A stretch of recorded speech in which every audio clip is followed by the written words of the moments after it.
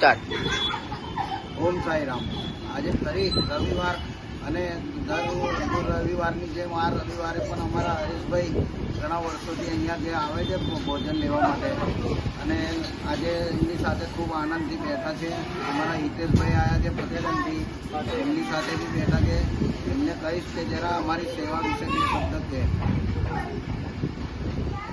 અને આ સાયનાઇટ મંડળથી સાયકલ મળી છે એટલે હું ધંધો કરવા માગું છું કે મેં તો થોડો ધંધો ચાલુ કરું.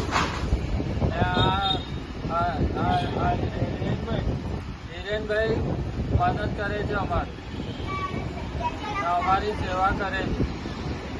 જગદીશભાઈ, તમે કશું કહેશો? શું કહેવા માંગશો?